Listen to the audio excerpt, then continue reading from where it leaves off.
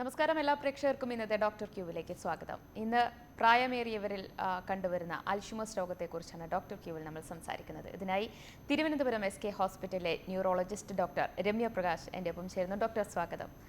Doctor, ഈ സിനിമകളിലൂടെയാണ് പലരും ഈ അൽഷിമേഴ്സ് രോഗത്തെക്കുറിച്ച് അറിഞ്ഞിട്ടുള്ളതും കണ്ടിട്ടുള്ളതും, പ്രത്യേകിച്ച് മോഹൻലാൽ അഭിനയിച്ച തന്മാത്രയിലൂടെ. ശരിക്കും അങ്ങനെ തന്നെയാണോ അൽഷിമേഴ്സ് രോഗം എന്ന് പറയുന്നത്? നമ്മൾ ആദ്യം, അതായത് ഏറ്റവും ഒടുവിൽ പഠിച്ച കാര്യങ്ങൾ മറന്നു തുടങ്ങി പിന്നീട് അങ്ങോട്ട് കുട്ടിക്കാലത്തോട്ട് പോകുന്ന തരത്തിലുള്ളത് തന്നെയാണോ ഈ അൽഷിമേഴ്സ് രോഗം? ശരിക്കും അൽഷിമേഴ്സ് ഡിമെൻഷ്യ പലതരം ഡിമെൻഷ്യകളിൽ ഒന്നാണ്. ഡിമെൻഷ്യ എന്ന് പറയുന്നത് മറവി മാത്രമല്ല, മേധാക്ഷയം. മൊത്തത്തിൽ പറയുകയാണെങ്കിൽ മേധാക്ഷയം. ഇതിൽ ഏറ്റവും കോമൺ ആയിട്ടുള്ള സിംറ്റമാണ് ഈ മറവി, അതായത് ഓർത്തെടുക്കാനുള്ള ബുദ്ധിമുട്ട്. ഓർമ്മിക്കാനുള്ള ബുദ്ധിമുട്ട് പ്രധാനമായിട്ടും പഴയ കാര്യങ്ങളെക്കാളേറെ പുതിയതായിട്ടൊരു കാര്യം പഠിക്കാനും അത് ഓർത്തെടുക്കാനുമായിട്ടുള്ള ബുദ്ധിമുട്ട്. ചിരപരിചിതരായിട്ടുള്ള ബന്ധുക്കളുടെയും സുഹൃത്തുക്കളുടെയും നല്ലതുപോലെ അറിയാമായിരുന്ന ആൾക്കാരെ തിരിച്ചറിയാനും അവരുടെ പേരുകൾ ഓർത്തെടുക്കാനുള്ള ബുദ്ധിമുട്ട്. സാധനങ്ങൾ വെച്ച് മറന്നത് ആ സാധനം കണ്ടെത്താൻ കഴിയാതെ വരിക, വഴിതെറ്റിപ്പോവുക, ഇങ്ങനെ പല രീതിയിൽ പൈസ കൈകാര്യം ചെയ്യുന്നതിലുള്ള ബുദ്ധിമുട്ട്. ഭാഷാപരമായിട്ടുള്ള ബുദ്ധിമുട്ടുകൾ, അതായത് വാക്കുകൾ കണ്ടെത്താനുള്ള ബുദ്ധിമുട്ട്, തെറ്റായ വാക്കുകൾ ഉപയോഗിക്കുക, ഡിക്ഷണറിയിൽ പോലും ഇല്ലാത്തരം വാക്കുകൾ ഉപയോഗിക്കുക, പറഞ്ഞ വാക്കുകൾ വീണ്ടും വീണ്ടും ആവർത്തിക്കുക, ഇങ്ങനെയുള്ള ഭാഷാപരമായ വ്യത്യാസം. പിന്നെ ചില ഓബ്ജക്ട്സ് സാധനങ്ങൾ കണ്ടാൽ തിരിച്ചറിയാനുള്ള ബുദ്ധിമുട്ട്. പെരുമാറ്റത്തിലെ വ്യത്യാസം, പേഴ്സണാലിറ്റി ചേഞ്ച്. ചിലപ്പോൾ അമിതമായ ദേഷ്യമായിരിക്കാം, അമിതമായ വിഷാദം, ഉത്കണ്ഠ, സംശയരോഗം, ഇല്ലാത്ത കാര്യങ്ങൾ കാണുന്നതായിട്ട് തോന്നുക, ഇല്ലാത്ത കാര്യങ്ങൾ, നമ്മളൊന്നും കാണാത്ത കാര്യങ്ങൾ ഡിമെൻഷ്യ രോഗി കാണുന്നതായിട്ട് തോന്നും. അതുപോലെ സ്ഥിരമായിട്ട് ചെയ്യുന്ന പ്രവർത്തികൾ, ഉദാഹരണത്തിന് ഒരു ലേഡിയാണെങ്കിൽ ഒരു പാചകം ചെയ്യുന്നത്, അപ്പോൾ ഒരു വളരെ കോംപ്ലക്സ് ആയിട്ടുള്ള ഓരോ സ്റ്റെപ്പ് ബൈ സ്റ്റെപ്പ് കാര്യങ്ങൾ പ്ലാൻ ചെയ്ത് ഓർഗനൈസ് ചെയ്ത് സ്റ്റെപ്പ് ബൈ സ്റ്റെപ്പായിട്ടാണ് നമ്മൾ എന്തൊരു കാര്യം പാചകം ചെയ്യുന്നത്. ഇങ്ങനെ ഒരു സ്ഥിരമായിട്ട് ചെയ്തു വരുന്ന ഒരു പ്രവൃത്തി കൃത്യമായിട്ട് പ്ലാൻ ചെയ്ത് അതനുസരിച്ച് ചെയ്യാൻ കഴിയാതെ വരിക. ഇങ്ങനെ ഈ പല ലക്ഷണങ്ങളുടെ ഒരു കൂട്ടം ലക്ഷണങ്ങളാണ് ഡിമെൻഷ്യ. അതിൽ ഏറ്റവും പ്രധാനപ്പെട്ടതാണ് മറവി. അപ്പം പലതരം മറവി രോഗങ്ങളുണ്ട്. അതിൽ ഏറ്റവും പ്രധാനപ്പെട്ട, അതായത് ഏറ്റവും കോമൺ ആയി കാണുന്ന ഒരു 60 to 65% ഓഫ് മറവി രോഗം മിക്കവാറും അൽഷൈമേഴ്സ് ഡിമെൻഷ്യയാണ്. ഡോക്ടർ, ഈ ലക്ഷണങ്ങൾ എങ്ങനെയാണ് ഒരു രോഗിക്ക് പെട്ടെന്ന് ഒരു ദിവസം മറന്നു പോവുക, എങ്ങനെയാണ് ഈ ലക്ഷണങ്ങൾ പ്രകടിപ്പിക്കുന്നത്? അത് ഓരോരുത്തരിലും വ്യത്യസ്തമാണോ? പെട്ടെന്നാണോ ഈ മാറ്റങ്ങൾ സംഭവിക്കുക? ഇത് ഏത് തരം മറവി രോഗമാണെന്നുള്ള അനുസരിച്ചിരിക്കും, എത്ര റാപ്പിഡായിട്ട്, എത്ര പെട്ടെന്നാണ് ഈ സിംറ്റംസ് വരുന്നതെന്നുള്ള അനുസരിച്ചിരിക്കും. അപ്പം മറവിക്ക് കാരണമായിട്ടുള്ള ചികിത്സിച്ച് മാറ്റാവുന്ന തരം മറവി രോഗങ്ങളുണ്ട്, എന്നാൽ ചികിത്സ കൊണ്ട് നമുക്ക് നിയന്ത്രിക്കാവുന്ന തരം മറവി രോഗങ്ങളുണ്ട്. ചികിത്സിച്ച് മാറ്റാനോ അല്ലെങ്കിൽ ഇനിയും വരാതിരിക്കാനോ പറ്റുന്ന തരം മറവി രോഗങ്ങളാണ് ഒന്ന്, രക്തം കട്ട പിടിക്കുകയാണെങ്കിൽ, തലച്ചോറിൽ പെട്ടെന്ന് സ്ട്രോക്ക് ഉണ്ടാവുകയാണ്, ഓർമ്മയുടെ ഭാഗത്ത് രക്തം കട്ട പിടിക്കുകയോ അല്ലെങ്കിൽ രക്തസ്രാവം ഉണ്ടാവുകയാണെങ്കിൽ പെട്ടെന്ന് മറവി ഉണ്ടാകും. അത് സെക്കൻഡ്സ്, മിനിറ്റ്സ്, മണിക്കൂറുകളിലായിരിക്കും. പക്ഷേ സാധാരണഗതിയിൽ Alzheimer's dementia, Parkinson's dementia, Lewy body dementia, frontotemporal dementia, vascular dementia, ഇങ്ങനെയുള്ള പ്രധാനപ്പെട്ട ഈ തലച്ചോറിലെ കോശങ്ങൾ ദ്രവിച്ചു പോകുന്ന തരം ഡിമെൻഷ്യ, ഇതാണ് പ്രായമേറിയവരിൽ കാണുക. ഇതെല്ലാം തന്നെ മാസങ്ങളും വർഷങ്ങളും കൊണ്ടാണ് ഡെവലപ്പ് ചെയ്ത് വരുന്നത്. അതിന് പ്രധാനമായിട്ടും മറവി ഉണ്ടാകാം. പക്ഷേ ഈ ട്രീറ്റബിൾ ഡിമെൻഷ്യാസ് ആയിട്ട് നമ്മൾ കരുതുന്ന, അതായത് ചില vitamin deficiencies, vitamin B12, thiamine, folate, ഇങ്ങനെയുള്ള വൈറ്റമിൻസിൻ്റെ കുറവ്, തൈറോയിഡ് ഹോർമോണിൻ്റെ കുറവ്, തലച്ചോറിനകത്തുള്ള ചില മുഴകൾ, പിന്നെ സബ്ഡ്യൂറൽ ഹെമറ്റോമ, തലച്ചോറിന് പുറമേ രക്തം കട്ടപിടിച്ച് കിടക്കുക, ചില ട്യൂമേഴ്സ്, ഇതെല്ലാം മാസങ്ങൾ കൊണ്ടായിരിക്കും ഡിമെൻഷ്യ ഉണ്ടാവുക. അപ്പം ഇങ്ങനെ ഒരു മാസങ്ങൾ കൊണ്ട്, അല്ലെങ്കിൽ പെട്ടെന്ന് മറവി പ്രോഗ്രസ് ചെയ്യുന്നു എന്ന് പറയുമ്പോൾ അതൊരു സാധാരണഗതിയിൽ തലച്ചോറിലെ കോശങ്ങൾ ദ്രവിച്ചു പോകുന്ന ഒരു അൽഷൈമേഴ്സ് ഡിമെൻഷ്യ ആയിരിക്കില്ല, മറിച്ച് ഇതുപോലുള്ള മറ്റ് ട്രീറ്റബിൾ ഡിമെൻഷ്യ ആയിരിക്കും. അൽഷൈമേഴ്സ് രോഗം എന്ന് പറയുമ്പോൾ എന്താണ് സംഭവിക്കുന്നത്? നമ്മുടെ ഈ ഡോക്ടർ പറഞ്ഞതുപോലെ കോശങ്ങൾ ദ്രവിച്ചു പോകുന്ന അവസ്ഥയാണോ ശരിക്കും അൽഷൈമേഴ്സ് എന്ന് പറയുന്നത്? അൽഷൈമേഴ്സ് ഡിമെൻഷ്യ ബേസിക്കലി തലച്ചോറിനകത്തുള്ള കോശങ്ങളിൽ പലതരം മാറ്റങ്ങൾ സംഭവിക്കുന്നത്. ഇതിലൊന്നാണ് ഈ കോശങ്ങൾ ദ്രവിച്ചു പോവുക. അതുകൂടാതെ അമൈലോയിഡ് എന്ന് പറയുന്ന ചിലതരം പ്രോട്ടീൻസ്, ഇത് തലച്ചോറിലെ കോശങ്ങൾക്കിടയിൽ ഡെപ്പോസിറ്റ് ചെയ്യപ്പെടുന്നു. അതുകൂടാതെ ന്യൂറോഫിബ്രിലറി ടാങ്കിൾസ് നമ്മൾ പറയും, അതായത് ഈ കോശങ്ങളും ചില പ്രോട്ടീൻസും എല്ലാം ചേർന്ന് ഒരു കൂട്ടം ഇങ്ങനെ കുഴഞ്ഞു കിടക്കുക. തലച്ചോറിനകത്ത് ഇങ്ങനെ ഉണ്ടാകുമ്പോൾ തലച്ചോറിലെ കോശങ്ങൾ തമ്മിലുള്ള ഒരു ന്യൂറോണൽ ട്രാൻസ്മിഷൻ, അത് തലച്ചോറിലെ കോശങ്ങൾ തമ്മിൽ ഉള്ള സംവേദനം നടക്കുന്നത് കറണ്ടിലൂടെയാണ്. ഒരു സെല്ലിൽ നിന്നും അടുത്ത സെല്ലിലേക്ക് കറണ്ട് ട്രാൻസ്മിറ്റ് ചെയ്യുകയാണ് ചെയ്യുക. അപ്പോൾ ഇങ്ങനെയുള്ള കറണ്ടിന് ട്രാൻസ്മിഷൻ നടക്കാതെ വരും. അത് പ്രധാനമായിട്ടും ഓർമ്മയെ നിയന്ത്രിക്കുന്ന ടെമ്പറൽ ലോബ്, ഹിപ്പോകാമ്പസ് എന്ന് പറയുന്ന റീജിയൻ, ആ ഭാഗത്താണ് അൽഷൈമേഴ്സ് ഡിമെൻഷ്യയിൽ ആദ്യമായിട്ട് തന്നെ എഫക്റ്റഡ് ആവുന്നത്. അപ്പോഴേക്കും അസറ്റൈൽ കൊളീൻ എന്ന് പറയുന്ന ഓർമ്മയ്ക്ക് ഏറ്റവും അത്യാവശ്യമായിട്ടുള്ള ഈ കെമിക്കൽ ട്രാൻസ്മിഷൻ എഫക്റ്റഡ് ആകും. ശരി ഡോക്ടർ, നമുക്ക് ഒരു കോൾ ഉണ്ട്. ഹലോ ഹലോ ഹലോ, ആരാണ് വിളിക്കുന്നത്? എൻ്റെ നജീബ്. നജീബ്, ഡോക്ടറോട് ചോദിച്ചോളൂ. ഓക്കെ. ഹലോ ഹലോ പറഞ്ഞോളൂ. മാഡം, മാഡം എനിക്ക് വയസ്സ് 45. കാര്യങ്ങൾ പെട്ടെന്ന് മറന്നു പോകുന്നുണ്ട്. എത്ര വയസ്സുള്ള ആളാണ്? 45. 45 ഇയേഴ്സ്. പെട്ടെന്ന് മറന്നു. ഒരു ഫോണൊക്കെ വന്ന് പെട്ടെന്ന് എന്താന്നുള്ളത് പെട്ടെന്ന് ഓർമ്മ ഉണ്ടാകുന്നില്ല, പെട്ടെന്ന് മറന്നു പോകുന്നുണ്ട്. പിന്നെ അത് കുറെ ആലോചിച്ചെടുക്കുന്ന സമയത്ത് ചിലപ്പം കിട്ടാറില്ല. ഓക്കെ, പ്രധാനമായിട്ടും മറവിയാണ് ബുദ്ധിമുട്ടായിട്ട്. മറവിയാ? 45 വയസ്സ് സാധാരണഗതിയിലുള്ള അൽഷൈമേഴ്സ് ഡിമെൻഷ്യയോ അങ്ങനെയുള്ള സാധാരണ മറവി രോഗം തുടങ്ങുന്ന ഒരു പ്രായമല്ല. അപ്പോൾ പ്രധാനമായിട്ടും ട്രീറ്റബിൾ ആയിട്ടുള്ള, ഇപ്പോൾ നമുക്ക് ഒരുപാട് സ്ട്രെസ് ഉണ്ടെങ്കിൽ അല്ലെങ്കിൽ വിഷാദം, ഒരുപാട് ചിന്തകൾ കൂടുതലാണെന്നുണ്ടെങ്കിൽ തന്നെ ഒരു കാര്യത്തിൽ ശ്രദ്ധ കേന്ദ്രീകരിക്കാൻ ബുദ്ധിമുട്ടുണ്ടാകും. ശ്രദ്ധ കേന്ദ്രീകരിക്കാൻ കഴിയുന്നില്ല എന്നുണ്ടെങ്കിൽ തന്നെ ഒരു കാര്യം മനസ്സിലേക്ക് എടുക്കാനും അത് പിന്നീട് ഓർത്തെടുക്കാനും ബുദ്ധിമുട്ടുണ്ടാകും. അപ്പം അങ്ങനെ എന്തെങ്കിലും കാര്യങ്ങളുണ്ടോ എന്നുള്ളതാണ് നമ്മൾ ആദ്യം അറിയേണ്ടത്. അത് കൂടാതെ ഈ ഒരു 45 വയസ്സാകുമ്പോൾ വളരെ ചെറിയൊരു പ്രായമാണ് മറവി തുടങ്ങാനായി. അപ്പോൾ തലച്ചോറിനുള്ളിൽ രക്തം കട്ട പിടിക്കുകയോ അല്ലെങ്കിൽ എന്തെങ്കിലും മുഴകളോ അല്ലെങ്കിൽ മുമ്പ് എന്തെങ്കിലും ഹെഡ് ഇഞ്ചുറീസ് എന്തെങ്കിലും വന്നിട്ടുണ്ടോ അല്ലെങ്കിൽ തൈറോയിഡ് ഹോർമോണിൻ്റെ കുറവോ അങ്ങനെ ചിലതരം ട്രീറ്റബിൾ കോസസ് ഉണ്ട്. അപ്പം അങ്ങനെയുള്ള എന്തെങ്കിലും കാരണങ്ങളുണ്ടോ എന്നറിയാനുള്ള ടെസ്റ്റുകൾ ചെയ്ത് നോക്കേണ്ടതായി വരും. ഏറ്റവും പ്രധാനം ശരിക്കും മറവി തന്നെയാണോ അതോ കാര്യങ്ങൾ ശ്രദ്ധിക്കാനുള്ള ബുദ്ധിമുട്ടും അതുകൊണ്ട് ഓർത്തെടുക്കാനുള്ള ബുദ്ധിമുട്ടാണോ എന്നുള്ളതാണ് അറിയേണ്ടത്. അതൊരു ന്യൂറോളജിസ്റ്റിനെ കണ്ട് വേണ്ട പരിശോധന. ശരി ഡോക്ടർ, നമുക്ക് ഒരു കോൾ കൂടി. ഹലോ ഹലോ ഹലോ, ആരാണ് വിളിക്കുന്നത്?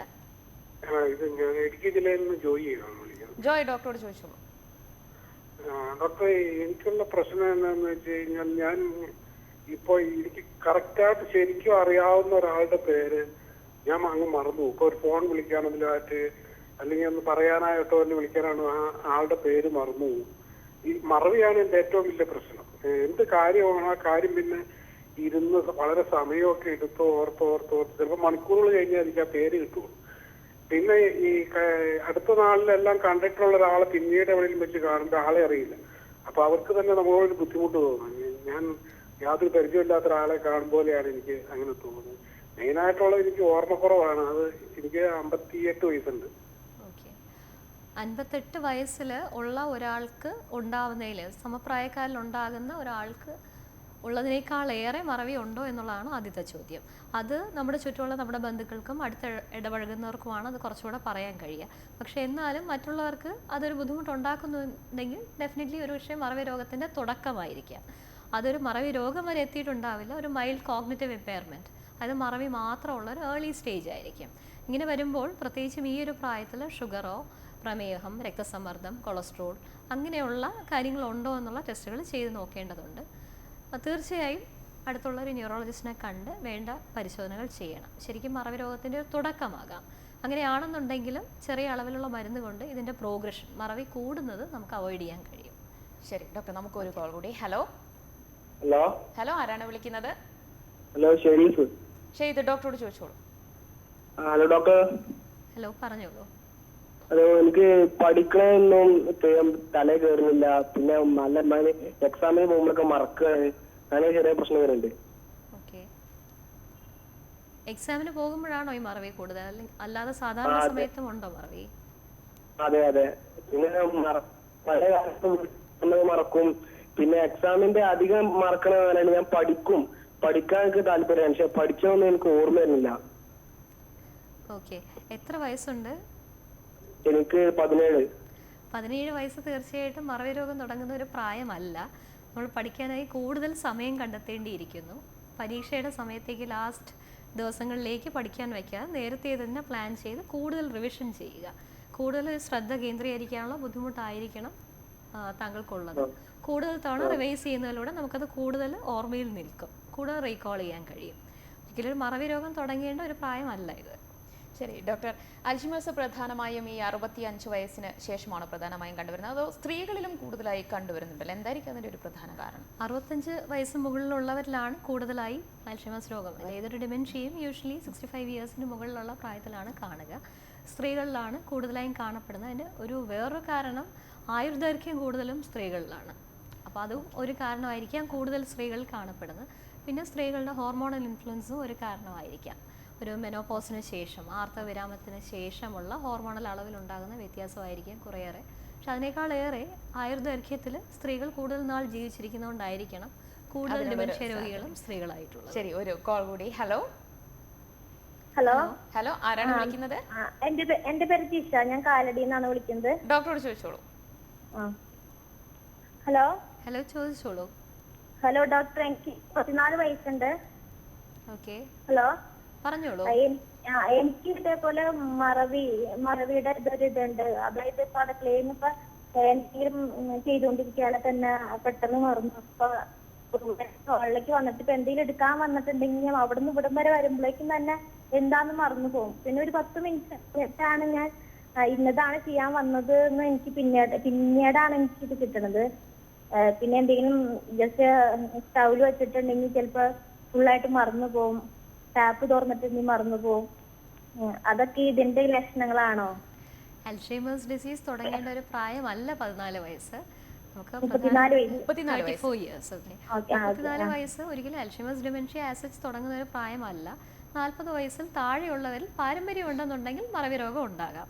പക്ഷേ ഇതിനേക്കാളേറെ നമ്മൾ ശ്രദ്ധ കൂടുതൽ കേന്ദ്രീകരിക്കാൻ പറ്റുന്ന മെൻ്റൽ റിലാക്സേഷനോ യോഗയോ അങ്ങനെയുള്ള പ്രവർത്തികളിൽ ഏർപ്പെടുന്നത് കുറച്ചുകൂടെ നല്ലതായിരിക്കും. നല്ല രീതിയിൽ അറ്റൻഷനും കോൺസെൻട്രേഷനും ഉണ്ടെന്നുണ്ടെങ്കിൽ തന്നെ ഇത്രയും മറവി ഉണ്ടാവില്ല. മറ്റു കാര്യങ്ങൾ ഉണ്ടോ എന്നുള്ള പരിശോധനകൾ സിഗ്നിഫിക്കൻ്റ് ആയിട്ടുണ്ടെങ്കിൽ ചെയ്യേണ്ടതാണ്. ഡോക്ടർ, ഈ പാരമ്പര്യമായിട്ടും എത്ര ശതമാനത്തോളം അൽഷിമേഴ്സ് വരാൻ സാധ്യതയും? അൽഷൈമേഴ്സ് ഡിമെൻഷ്യ പാരമ്പര്യമായിട്ട് വരുന്നത് വളരെ കുറവാണ്. പക്ഷെ എന്നാൽ പോലും ജനറ്റിക് മ്യൂട്ടേഷൻ, പ്രീസനൈലിൻ 1, 2 അങ്ങനെയുള്ള ചില ജനറ്റിക് മ്യൂട്ടേഷൻസ് കാരണം 40 വയസ്സിൽ താഴെയുള്ളവരിൽ പാരമ്പര്യമായിട്ട് അൽഷൈമേഴ്സ് ഡിമെൻഷ്യ ഉണ്ടാകാം. ശരി ഡോക്ടർ, ഈ ലക്ഷണങ്ങൾ കണ്ടു തുടങ്ങുന്നു, മറവി രോഗം, ഓർത്തെടുക്കാൻ ബുദ്ധിമുട്ട്, ഇത് അൽഷിമേഴ്സ് ആണ് എന്ന് കണ്ടെത്തുന്നത്, അല്ലെങ്കിൽ അത് എങ്ങനെയാണ് അതിൻ്റെ ഒരു രോഗനിർണയം? പ്രധാനമായിട്ടും രോഗനിർണയം ഒരു ഡോക്ടറെ സംബന്ധിച്ചിടത്തോളം ഈ രോഗിയുമായിട്ട് അടുത്തിടപഴകുന്ന ആൾക്കാർ നൽകുന്ന ഒരു രോഗവിവരണമാണ്. അപ്പോൾ ശരിക്കും ഒരു ഡിമെൻഷ്യ ഉള്ള ആൾക്ക് മറവി ഒരു വലിയ കംപ്ലൈൻ്റ് ആയിട്ട് അവർ പറയില്ല.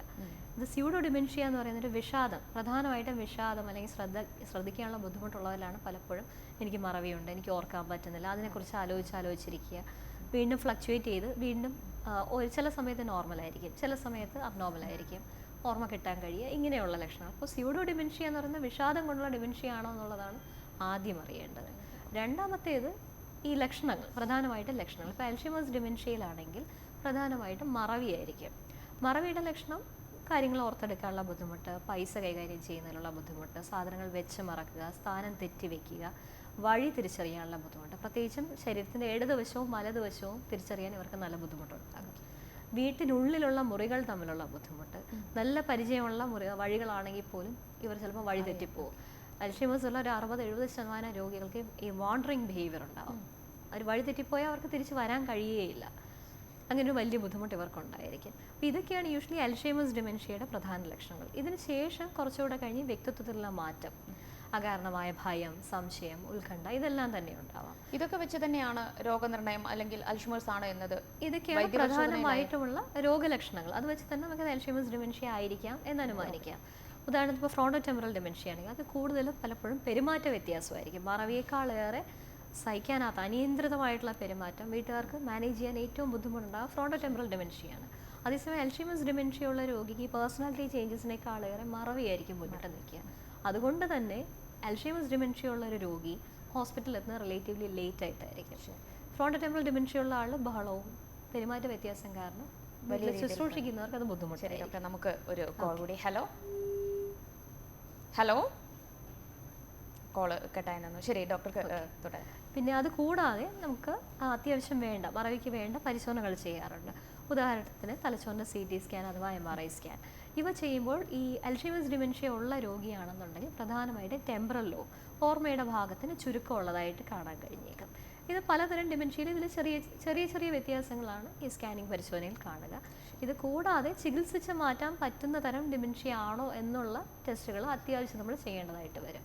പ്രധാനമായിട്ടും തൈറോയിഡ് ഹോർമോണിൻ്റെ കുറവോ വൈറ്റമിൻ B12 കുറവോ ഉണ്ടെങ്കിൽ, പ്രത്യേകിച്ചും വെജിറ്റേറിയൻസിൽ വൈറ്റമിൻ B12 കുറവുണ്ടാകാം രക്തത്തിൽ. അങ്ങനെ വരുമ്പോൾ അത് തലച്ചോറിലും ഞരമ്പുകളിലും വൈറ്റമിൻ B12 കുറവ് വരികയും അത് മറവിക്ക് കാരണം. ഇതെല്ലാം ഒരു ഫുള്ളി റിവേഴ്സിബിൾ ആയിട്ടുള്ള കാര്യങ്ങളാണ്. ശരി ഡോക്ടർ, നമുക്ക് കോൾ ഉണ്ട്. ഹലോ ഹലോ, ഹലോ, ആരാണ് വിളിക്കുന്നത്? പത്തനംതിട്ടയിൽ നിന്ന് വിളിക്കുന്നു. ഉഷ, 51 വയസ്സായി. ഉഷ, ഡോക്ടറോട് ചോദിച്ചോളൂ. ഡോക്ടർ, എനിക്ക് നമ്മളെപ്പോഴും ഉപയോഗിക്കുന്ന വാക്കുകളും പെട്ടെന്ന് അങ്ങോട്ട് നാക്കിൽ വരുന്നില്ല. അത് ഒന്ന്. പിന്നെ ഉറക്കം തീരെ കുറവാണ്. രാത്രിയിൽ ഉറക്കമില്ല എന്ന് തന്നെ പറയാം. പകൽ ഉറങ്ങാറില്ല. പിന്നെ അതുപോലെ എന്തെങ്കിലും സാധനം അടുക്കളയിൽ എന്തെങ്കിലും ജോലി ചെയ്യുന്ന കുട്ടികൾ എന്തെങ്കിലും ഒരു സാധനം അടുക്കളയിലേക്കുള്ളത് എടുക്കാൻ നമ്മൾ പോകുന്നു, പക്ഷെ എടുക്കാതെ തിരിച്ചു പോരുന്നു. അത് എന്തായാലും പിന്നീട് വീണ്ടും ഞാൻ അതല്ലേ എടുക്കാൻ പോയത്, അങ്ങനെ മറവി പല ഓരോ സാധനങ്ങളൊക്കെ എടുക്കുന്നതിനും ഒക്കെ. അത് ഈ ഉറക്കമില്ലാത്ത എന്തുകൊണ്ടാണ്? കൂടുതലായിട്ട് എന്തെങ്കിലും മനസ്സിന് വിഷമമുള്ളത്? ഓരോന്നിങ്ങനെ ആലോചിച്ച് കിടക്കും. ഒരുപാട് ആലോചിക്കാൻ തക്കതായ രീതിയിലുള്ള മാനസികമായിട്ടുള്ള സംഘർഷമുള്ള ഒരു ആളാണോ എന്നുള്ളതാണ് ആദ്യമായിട്ട് നമുക്ക് അറിയേണ്ടത്. അപ്പോൾ ആ രീതിയിൽ അത്രയ്ക്കൊരു മനസ്സിന് വിഷാദമോ മാനസിക സംഘർഷമോ ഉണ്ടെങ്കിൽ തന്നെ രാത്രിയിൽ ഉറങ്ങാൻ കഴിയില്ല. പകൽ സമയത്തും ഇങ്ങനെ ഒരുപാട് ചിന്തകൾ മനസ്സിലേക്ക് വരുമ്പോൾ പ്രത്യേകിച്ച് ഒരു കാര്യത്തിലും ശ്രദ്ധ കേന്ദ്രീകരിക്കാൻ കഴിയാതെ വരും. അപ്പോൾ തന്നെ നമുക്ക് വാക്കുകൾ കിട്ടാനുള്ള ബുദ്ധിമുട്ടും കാര്യങ്ങൾ ചെയ്യുന്നതും വെച്ച് മറക്കുക, വെച്ചത് എവിടെയാണെന്ന് കണ്ടെത്താൻ കഴിയാതെ വരിക, ഇത്തരം ബുദ്ധിമുട്ടുകൾ വരാം. എന്നാലും നമ്മുടെ ഈ പ്രായം കണക്കിലെടുക്കുമ്പോൾ 58 വയസ്സ്, പ്രമേഹം, രക്തസമ്മർദ്ദം ഇവയെല്ലാം വന്നു തുടങ്ങാവുന്ന ഒരു പ്രായമാണ്.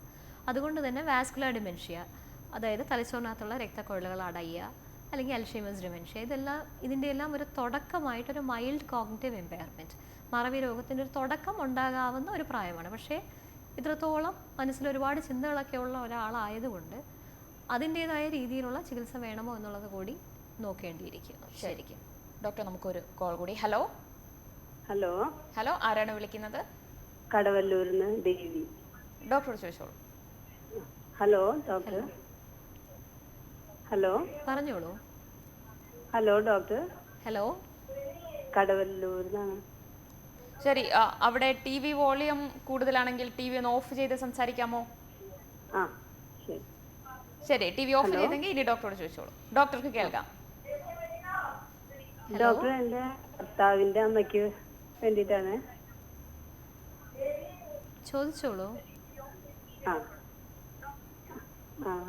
എന്റെ ഭർത്താവിന്റെ അമ്മയ്ക്ക് വേണ്ടിയിട്ടാണ്.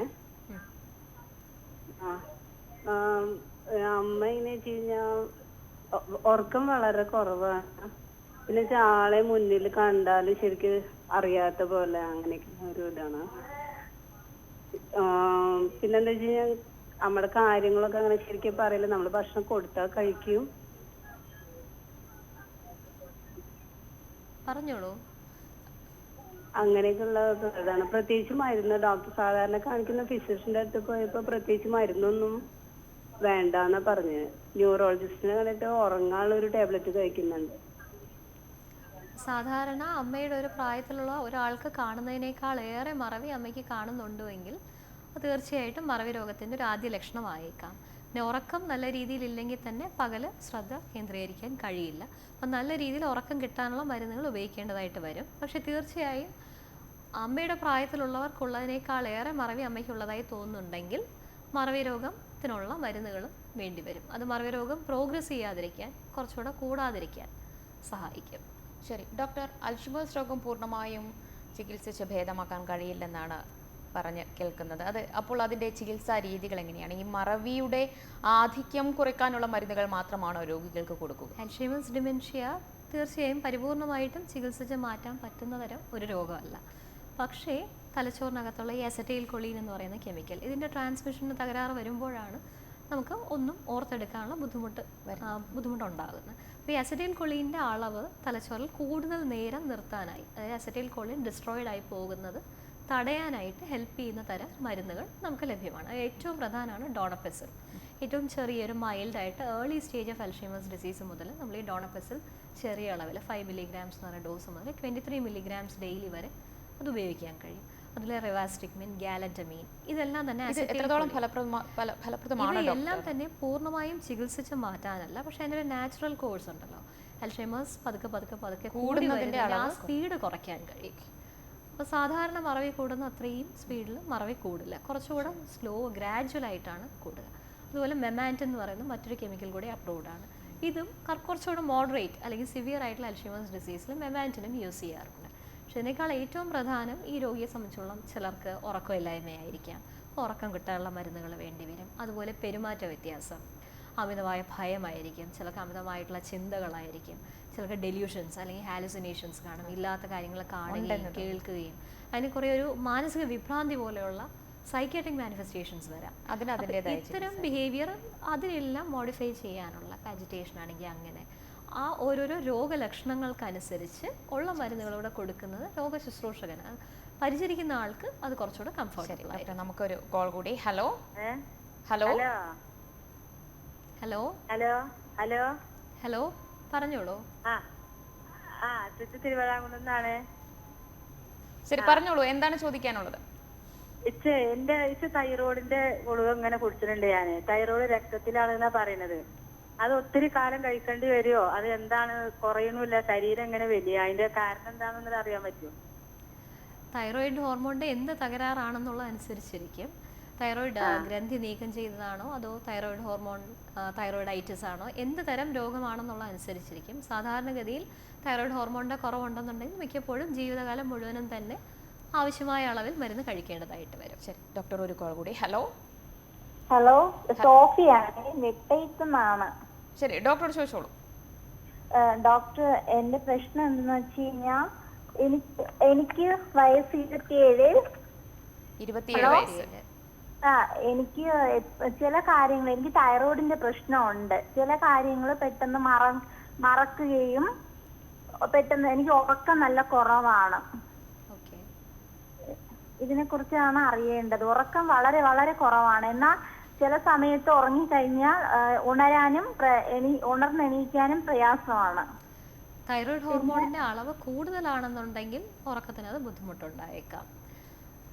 അതുപോലെ തന്നെ തൈറോയിഡ് ഹോർമോണിന്റെ അളവ് കുറവാണെന്നുണ്ടെങ്കിൽ അത് മറവിക്ക് കാരണമായേക്കാം.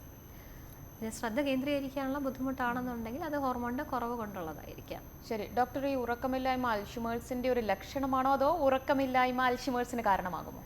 ഉറക്കമില്ലായ്മ ഏതൊരു ഡിമെൻഷ്യയുടെയും ലക്ഷണമായിട്ട് വരാം. കാരണം പലപ്പോഴും ഇവർക്ക് രാത്രികാലങ്ങളിൽ അജിറ്റേറ്റഡ് ആവാം, ബഹളവും, ഇറങ്ങി നടക്കുക, ഈ വാണ്ടറിങ് ബിഹേവിയർ ഉണ്ടാവും, ഇറങ്ങി നടക്കാനുള്ളൊരു ടെൻഡൻസി അൽഷീമേഴ്സ് രോഗികൾക്കുണ്ടാവും. പിന്നെ പകലും രാത്രിയും തമ്മിലുള്ള ഒരു വ്യത്യാസം പലപ്പോഴും ഒരു ലേറ്റർ സ്റ്റേജസിലേക്ക് പോകുമ്പോൾ അത് തിരിച്ചറിയാൻ ഇവർക്കൊരു ബുദ്ധിമുട്ടുണ്ടായേക്കാം. അങ്ങനെ വരുമ്പോൾ പലപ്പോഴും രാത്രിയിൽ ഉറക്കം തന്നെയും ചിലപ്പോൾ വയലൻ്റ് ആയിട്ടുള്ള സ്വപ്നങ്ങൾ കാണുക, ബഹളം, ഇതെല്ലാം തന്നെ ഉണ്ടാവും.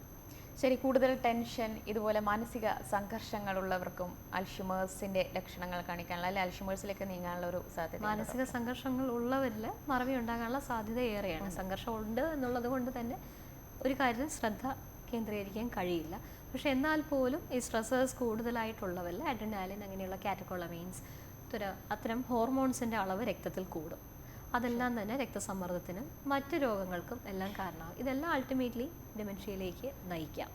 ഈ അൽഷിമേഴ്സിന്റെ ടെസ്റ്റിംഗ് എങ്ങനെയാണ്? ഈ രക്തപരിശോധനയിലൂടെ അല്ലല്ലോ, എങ്ങനെയാണ്? അൽഷിമേഴ്സ് ഡിമെൻഷ്യയെ സംബന്ധിച്ചിടത്തോളം രക്തപരിശോധനയല്ല, പ്രധാനമായിട്ടും ഈ നമ്മുടെ കൂടെ നല്ലപോലെ അടുത്തിടപഴകുന്ന ഒരാൾ നൽകുന്ന രോഗവിവരങ്ങൾ. അത് കൂടാതെ ചില ബെഡ് സൈഡ് ടെസ്റ്റുകളുണ്ട്. അത് പ്രധാനമായിട്ടും ന്യൂറോ സൈക്കോളജിസ്റ്റാണ് ചെയ്യുക. നമ്മൾ ന്യൂറോ സൈക്കോളജി ടെസ്റ്റ് ബാറ്ററീസ് എന്ന് പറയും. അതായത് ആ രോഗിയായിട്ട് അടുത്തിടപഴകുന്ന ബന്ധുക്കൾ, ഇവരിൽ നിന്നെല്ലാം കുറേ ചോദ്യങ്ങൾ ചോദിച്ചറിയും. ഓരോ പ്രവൃത്തിയും ചെയ്യുന്നുള്ള അവരുടെ ബുദ്ധിമുട്ട്, അത് എത്രത്തോളം, പിന്നെ കുറേയേറെ ടാസ്കുകൾ, ഓരോ കാര്യങ്ങൾ ചെയ്യാൻ ക്ലോക്ക് വരയ്ക്കുക, അങ്ങനെ കുറേ ഡീറ്റെയിൽ ആയിട്ട് 1-2 മണിക്കൂറുകൾ എടുക്കുന്ന. ശരി ഡോക്ടർ, ഇതിന്റെ ലക്ഷണങ്ങൾ ഇപ്പോൾ കാണിച്ചു തുടങ്ങുന്നു. അത് എത്ര വർഷത്തിനുള്ളിലാണ് അതിന്റെ ഒരു പീക്ക് അല്ലെങ്കിൽ അൽഷിമേഴ്സിന്റെ ഒരു പീക്ക് സിറ്റുവേഷനിൽ എത്തുന്നത്? മിനിമം ഒരു എത്ര വർഷമെങ്കിലും എടുക്കും? അങ്ങനെ വർഷങ്ങളോടും എടുക്കും, ഒരു 5 to 6 years. Slowly progressive. As such Alzheimer's dementia slowly progressive ആണ്. പക്ഷേ പലപ്പോഴും മിക്സ്ഡ് ഡിമെൻഷ്യയാണ് കുറച്ചുകൂടെ കോമൺ ആയിട്ടുള്ളത്. അതായത് വാസ്കുലർ ഡിമെൻഷ്യ കൂടെ അൽഷിമേഴ്സ് ഡിമെൻഷ്യയോട് കൂടെ ചേർന്ന് വരാം. അതായത് ഈ പ്രായമായവർക്ക് പലർക്ക് രക്തസമ്മർദ്ദം, പ്രമേഹം, കൊളസ്ട്രോൾ ഇവയെല്ലാം ഉണ്ടാവും. അപ്പം ഇങ്ങനെയുള്ളവരിൽ തലച്ചോറിനുള്ളിൽ രക്തക്കൊഴലുകൾ അടയാനുള്ള സാധ്യത ഏറെയാണ്. ചെറിയ രീതിയിലും സൈലൻ്റ് ആയിട്ടുള്ള സ്ട്രോക്ക് വരാം, അല്ലെങ്കിൽ വലിയൊരു സ്ട്രോക്ക് വരാം. ഇങ്ങനെ വരുമ്പോൾ അൽഷിമേഴ്സ് ഡിമെൻഷ്യ ഉള്ള രോഗിയിൽ തന്നെ പെട്ടെന്ന് ഡിമെൻഷ്യ കൂടുതലായി വരാം. ഡോക്ടർ, ഈ രോഗികൾക്ക് ചികിത്സ നൽകുന്നതിനേക്കാൾ രോഗികളുടെ ബന്ധുക്കൾക്ക് കൂടെ ചുറ്റിലുമുള്ളവർക്കാണ് ഇതിനെക്കുറിച്ച് ഏറ്റവും കൂടുതൽ ഒരു ബോധവൽക്കരണം വേണ്ടതെന്ന് തോന്നുന്നു അല്ലേ? ഏറ്റവും കൂടുതൽ ബുദ്ധിമുട്ട് ഈ രോഗിയേക്കാൾ ഏറെ പലപ്പോഴും ഈ ശുശ്രൂഷിക്കുന്നവർക്കാണ്. അത് പ്രധാനമായിട്ടും മിക്കപ്പോഴും സ്ത്രീകൾ തന്നെയായിരിക്കും. കാരണം അവർക്ക് ഒരു പ്രായമായ ഒരാളെ പരിചരിക്കുന്ന ബുദ്ധിമുട്ട്, അതിനോടുള്ള അഡ്ജസ്റ്റ്മെൻറ്റ് പ്രോബ്ലംസ് ഇതെല്ലാം ഉണ്ടാവും. അപ്പോൾ ആ ഒരു രോഗിയെ എങ്ങനെ മാനേജ് ചെയ്യുന്നു, കുട്ടികളെ മാനേജ് കുട്ടികളെ വളർത്തുന്ന പോലെ അതുപോലെ പരിപാലിച്ച് വരിക എന്നുള്ളതാണ്. അതാണ് ഏറ്റവും പ്രധാനം. അൽഷിമേഴ്സ് മാനേജ്മെൻറ്റിൽ ഏറ്റവും പ്രധാനപ്പെട്ടത് ഈ പരിചരിക്കുന്ന ആൾക്കുള്ള വേണ്ട ട്രെയിനിങ് ആണ്. ഒന്ന്, ഇപ്പോൾ അവർക്ക് പല കാര്യങ്ങളും ഓർത്തെടുക്കാൻ ബുദ്ധിമുട്ട് കാണും. അപ്പോൾ നമ്മൾ അതിൽ ഇറിറ്റേറ്റഡായി വീണ്ടും അവരോടങ്ങനെ പ്രതികരിച്ചാൽ രോഗി കുറച്ചുകൂടെ ഡെസ്പറേറ്റ് ആവുകയുള്ളൂ, അവർ കുറച്ചുകൂടെ വിഷമിക്കത്തേ ഉള്ളൂ. അപ്പോൾ നമ്മളത് വീണ്ടും ഓർമ്മിപ്പിക്കുക. ഇനി അഥവാ വീണ്ടും വീണ്ടും ഒരേ കാര്യം ചോദിച്ചിരിക്കുകയാണെന്നുണ്ടെങ്കിൽ അവർ ആ കാര്യം ഡിസ്ട്രാക്ട് ചെയ്യുക, മറ്റൊരു ടോപ്പിക്കിലേക്ക് വരിക. അല്ലാന്നുണ്ടെങ്കിൽ ഈ മറവിയെ കൊണ്ട് അവർക്ക് വിഷമം തോന്നാം. തീർച്ചയായും ഡോക്ടർ, നമുക്ക് ഒട്ടേറെ കാര്യങ്ങൾ ഇനിയും ചോദിക്കാനുണ്ട്. നമ്മുടെ സമയം കഴിയുകയാണ്, സമയ പരിമിതിയുണ്ട്. എന്തായാലും വളരെയധികം നന്ദി ഡോക്ടർ, ഞങ്ങളുടെ അതിഥിയായിരുന്നതിന്.